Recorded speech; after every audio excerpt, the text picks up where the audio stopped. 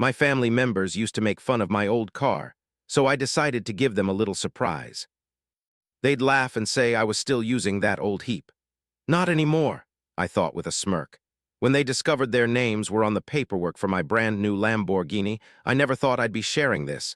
But after what unfolded at Thanksgiving dinner, I need to get this off my mind.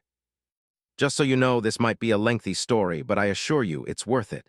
I actually drive a 2008 Toyota. It's not a showy car, but it's dependable. I've paid it off, and honestly, I really enjoy it. I've taken good care of it over the years, and it has never really given me major problems. The problem is my family, especially my sister Genesis and her husband Samuel, have turned my car into their regular punchline. To give you some background, I'm actually doing pretty well financially. I mean very well. I simply choose to live within my budget because that's the way I was brought up. My parents, may they rest in peace, taught me the importance of being sensible with money, and it's definitely helped me throughout my life. I have a substantial savings account, smart investments, and no debt whatsoever. However, apparently this makes me the odd one out in a family that has become more and more fixated on displaying their affluence. It all began subtly. Samuel would make these little remarks whenever we were all together. Still driving that old clunker, eh? Or he might say something like, you know, I could assist you with your finances if you're having trouble. The thing is, I actually make more money than he does. I just don't feel the necessity to validate myself with an expensive car. My girlfriend Anna understands. She drives. My car is practical, and honestly, we've discussed quite a bit about how strange my family has become lately with their focus on possessions. It really intensified once Samuel began earning a substantial income and persuaded my sister Genesis to elevate their standard of living. The day before yesterday was the limit. We were all together at my aunt's house for Thanksgiving. Samuel and Genesis arrived in their brand new Mercedes, their third vehicle this year, though I lost track. While we were getting ready to eat, Samuel started recounting this tale about how he rescued our elderly Aunt Martha from her out-of-date, embarrassing old car. I mean, we couldn't have family members driving around in older cars. He chuckled, looking directly at me. What would the neighbors think? I just stayed silent, concentrating on my turkey. But then Samuel's mother, Trinity, added her thoughts. You know, Levi, if you're struggling financially, there's absolutely no shame in asking for assistance. We're family. I nearly choked on my cranberry sauce. My cousin Asher, who was next to me, offered a look of understanding. He's always been the most level-headed person in the family. Genesis immediately spoke up after her. We're just concerned about you, dear brother. You're not getting any older, and that car you have, well, it sends a certain signal. Imagine you're meeting potential clients. What will they make of it? I wanted to mention that I work remotely and rarely need a car, but I understood that wouldn't matter.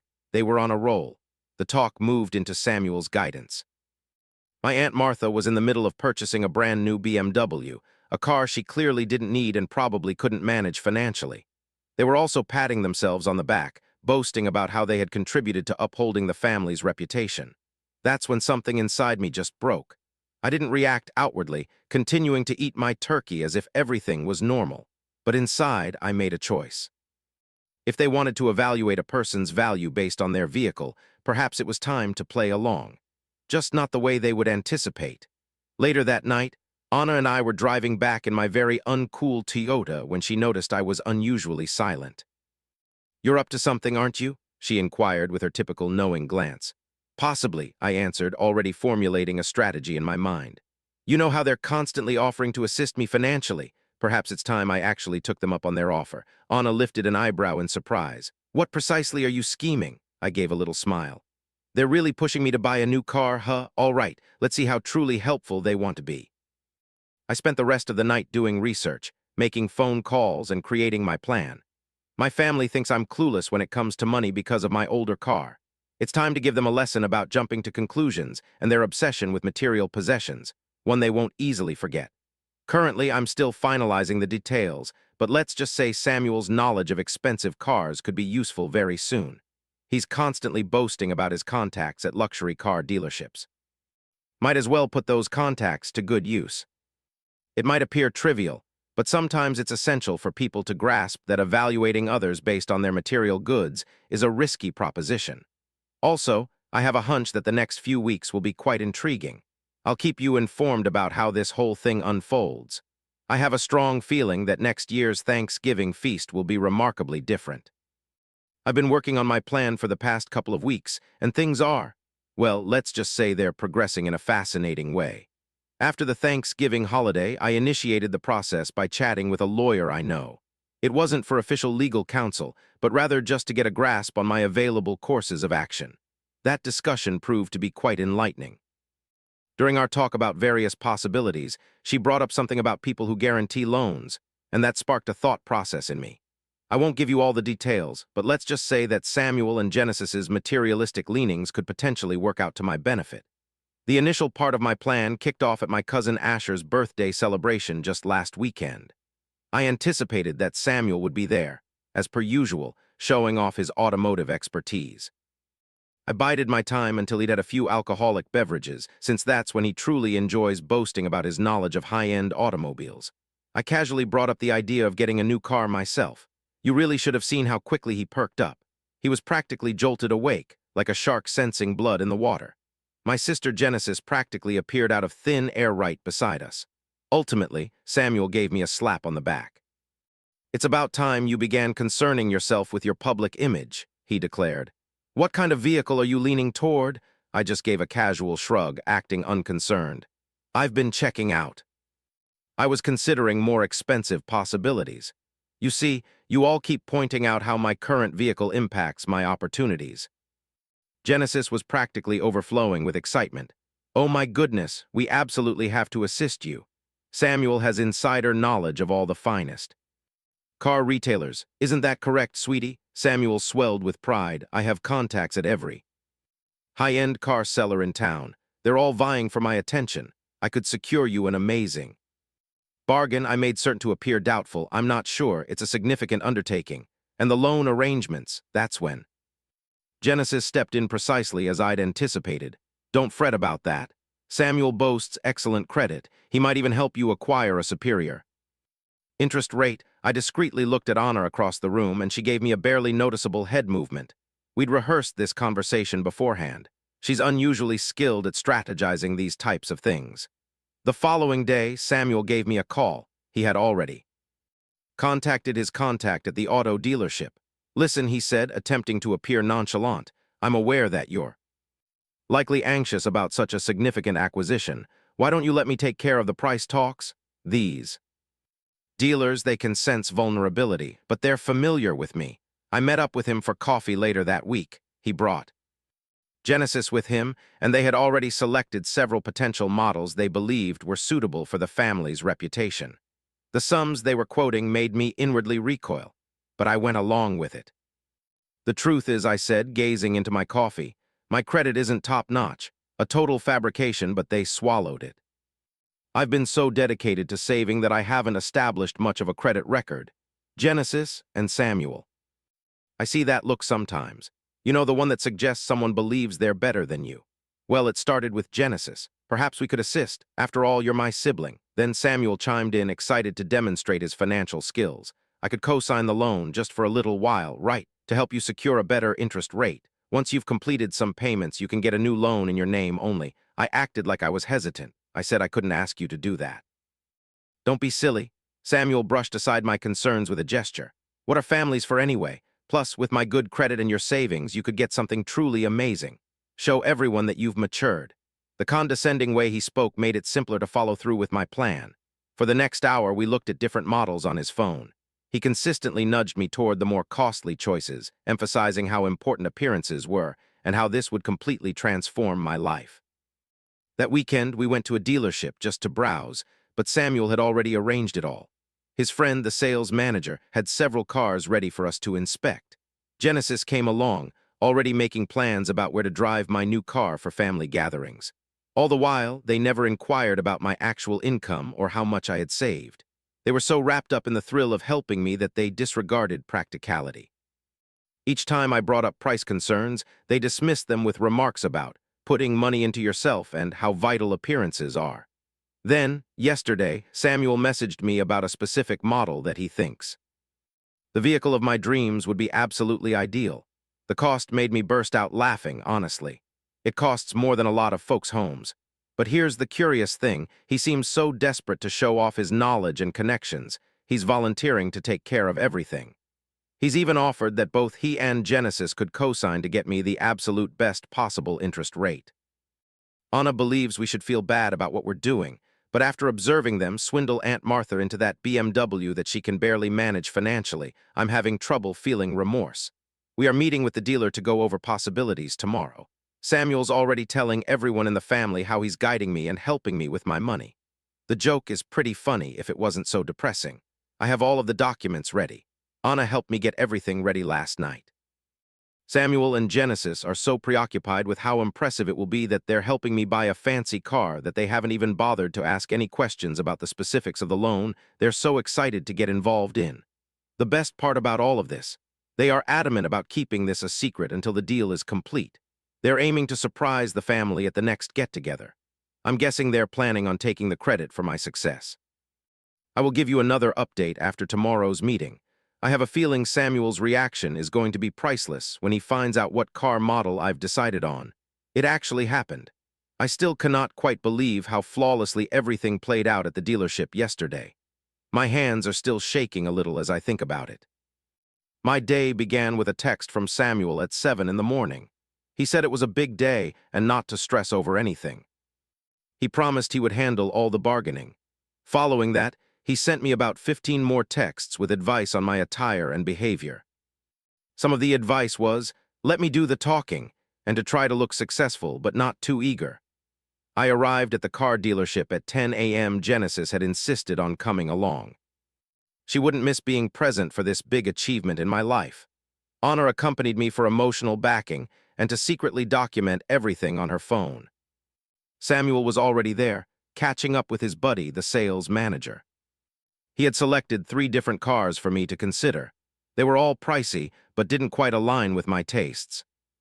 I said while trying to sound unsure, before we check those out, there is a particular model I've been looking into. Samuel interrupted with a chuckle. Believe me, you don't want to be set on one specific model, he said. That's the wrong approach. Let me show you what I selected. Actually, I took out my phone. I showed him the specifications sheet for the Lamborghini Huracan I'd prepared. I was thinking about that one. The look on his face was unforgettable. Initially, he looked confused, then panicked, and finally he tried to appear calm. That's a little bit much for your first high-end car, don't you think? Genesis took the phone. Oh my gosh, Samuel, it's beautiful, she exclaimed. Levi, are you certain? This is a considerable investment. I just shrugged. Well, you both kept telling me I need to. I feel like I need to make a bold statement with this. It's all or nothing, isn't it? Samuel took me away from the crowd and spoke very quietly, his voice a little rough. Look, I know you're really thrilled about this, but that car costs $250,000, he said. The monthly payments on it would be absolutely ridiculous, he added. He implied I could easily get it. With my great credit score and all the people I know, I let that statement hang there. He adjusted his tie. Well, yes, but... Then Genesis added that both of them would be willing to co-sign the deal to get me the best possible interest rate. The sales manager, noticing us whispering, strolled over. He asked if there was a problem. Before Samuel could even answer, I showed him a picture of the Huracan on my phone. Do you have one of these in stock? I asked. The manager's eyes widened. Samuel's friendship aside, a Lamborghini sale was a Lamborghini sale. As a matter of fact, we just got one in, he replied. Would you like to see it? I found the next 60 minutes pretty amazing. Samuel kept trying to redirect me. He wanted me to consider more affordable vehicles. However, each time he did, I'd repeat something he had previously mentioned about image and making an impression. Surprisingly, Genesis became my biggest cheerleader. She was already picturing how my family would react. Mom will probably pass out when you drive up in this, she said. The test drive was also quite interesting. Samuel insisted on riding along, most likely hoping I would be scared off by the car. But I actually drove it flawlessly. Thank you, fancy car driving experiences. His expression grew more worried as he realized I knew exactly what I was doing behind the wheel. After that, the paperwork appeared. Samuel made one final attempt to convince me to choose something more affordable, but Genesis put a stop to it. Don't be such a downer, she said. This is really thrilling. The finance guy presented the documents. Samuel began to review them, though Genesis was simply too energized, dragging him into a discussion about where I should show off the car to my family. I signed my portion of the paperwork first. Then came the section for co-signing. Genesis signed immediately, never even glancing at the papers, completely absorbed in planning a photo shoot with the vehicle. Samuel paused. It was just a brief moment, but with both his wife and his dealer buddy watching, he couldn't back down without looking foolish. The instant they both signed, I felt a huge sense of relief. The dealer began to handle the processing details while Genesis was texting someone, probably sharing the news, I figured. Then Samuel's phone rang. It was Trinity, his mother. It turned out Genesis had already told her about the purchase. I could hear her enthusiastic voice coming from the phone. Samuel looked like he was caught in a trap. He couldn't voice his worries now without having to admit that he'd co-signed on something he believed was a bad choice. The dealer handed me the keys. Genesis wanted to take pictures of me with the car. Samuel stood to the side, beginning to look a little unwell when the reality of what had just happened fully hit him. As we were getting ready to leave, the finance manager mentioned offhandedly, "The first payment reminder will be sent to everyone on the loan in about 2 weeks." Samuel's head shot up. "Everyone?" "Of course." My new Lamborghini pulled away, and I watched Samuel and Genesis in the rearview mirror. They seemed to be having a very serious conversation in the parking area. Anna, who was next to me, finally released the laughter she'd been trying to contain. "You realize they're going to lose it when they figure out what being a cosigner really entails, don't you?" she asked. I just gave her a smile. The first payment statement ought to show up at their home right around the holiday. Meanwhile, I have a family get-together scheduled for next week, where I'm expected to show everyone my brand new car. I plan to provide another update once that payment notice lands. I have a feeling that helping family with big purchases will be viewed differently by Samuel and Genesis after this experience. This is my last update. The truth finally came out, and the outcome has been absolutely disastrous. Get ready, because this is going to be a chaotic situation. I pulled them away, but I purposely talked in a loud, happy tone. "Hey, shouldn't we hold off until everybody's here?" I mean, you two were practically bursting to tell the family about the new car I got. Trinity, who always loves to share things, just immediately told everyone to come over. "Yeah, let's hear about this awesome car that Samuel assisted Levi with buying." Genesis has been acting all secretive about it. Samuel's face turned white as a sheet. Genesis began stress-eating those Christmas cookies. "All right," I began, reaching for a folder. I figured it would be more entertaining to show everyone the paperwork first, particularly the section where Samuel and Genesis were so generous and co-signed for my Lamborghini. The whole room just went quiet, and then the pandemonium began. Samuel went for the papers, but I had already given copies to both Trinity and Aunt Martha. "A Lamborghini?" Trinity's voice got to a register that I didn't know she could reach. "Samuel, you co-signed for a Lamborghini." "It's a mistake," Samuel stammered. We did, but—" "Oh, it's no error," I calmly stated. "I have a video of the whole signing. Genesis, you were practically jumping up and down to schedule that photo shoot, remember?" Genesis just dropped her cookie. "You planned all of this. Really, you masterminded the whole scheme. All those months of poking fun at my Toyota, talking Aunt Martha into buying a car she couldn't afford, offering help with my money, I just took you up on the offer." Samuel's face became beet red. "I'll take you to court." My cousin Asher, who had been observing the whole thing silently. I interjected, "What exactly was their argument?" Because the video showed them agreeing to sign, and don't forget all those messages they sent offering to assist with the deal. They couldn't make us foot the bill, they argued.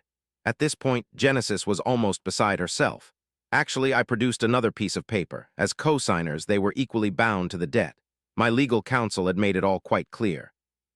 But I reminded them they always go on about how important it is to maintain a certain image. Well, this should definitely help them with that. Trinity was studying the payment plan, and her face was quickly turning crimson. $250,000. "Don't fret," I said with a smirk. "I'm certain Samuel can take care of it. He has all those fabulous contacts, after all." Yeah, all that financial knowledge he constantly brags about. I watched as they started to leave, but I wasn't finished yet. "Just one more thing," I shouted as they walked away. I had already informed all the major credit agencies about the loan. If they attempted to get out of the payments, their credit scores would be destroyed. But I reiterated, image is everything, isn't it? The following hour was absolute mayhem. Trinity was yelling about the family name. Aunt Martha was weeping about her car payments. Genesis's makeup was running as she tried to estimate their new monthly obligations on her phone. The best part, my cousin Asher had secretly recorded everything. He said it was for legal reasons and winked. That all happened 2 weeks back. Since then, Samuel and Genesis had tried everything. They've lawyered up, pleaded, even resorted to threats. However, the contract still. They are obligated to make those payments for the coming half-decade. unless they want to wreck their credit rating. The other day, I got the Lamborghini cleaned and positioned it in front of their home. Afterward, I went back home in my Toyota. Anna and I had set up the security camera, and it captured Samuel having a total breakdown on his lawn. This morning, I received a phone call from Aunt Martha's new financial consultant. It seems Samuel had also co-signed on her BMW. She's getting rid of it and getting another small car. You'd make your parents proud, she said. They always said that looks aren't everything. The family is split right now. Some believe I crossed the line. Others are secretly happy to see Samuel and Genesis experience some payback. Trinity isn't talking to anyone. It seems she's extremely embarrassed that her country club acquaintances found out. As for myself, I'm still driving my Toyota, the Lamborghini. It's sitting in a climate-controlled garage, making monthly appearances just to remind them of their contributions. The payments are drawn from my investment portfolio. I could have simply bought it outright, but where's the entertainment in that? Samuel and Genesis have stopped making remarks about other people's vehicles. Actually, they've stopped attending family gatherings altogether. Last I heard, they're trying to sell their house to handle the payments. Some might think this was harsh, but witnessing them understand that their actions have consequences, it's worth every cent. The intention was for my vehicle selection to be impactful, and I believe I achieved that goal. And by the way, there's Anna. Last week I asked Anna to marry me, and she accepted. We're opting for a simple, intimate wedding celebration. However, rest assured, I already have the ideal car picked out for the special day. The greatest form of payback sometimes isn't just about retaliation. It's actually about delivering a lesson that sticks with them forever. Every single bill I pay for the next 60 months will serve as a constant reminder. You shouldn't jump to conclusions based on appearances, or make assumptions about someone based on their choice of car.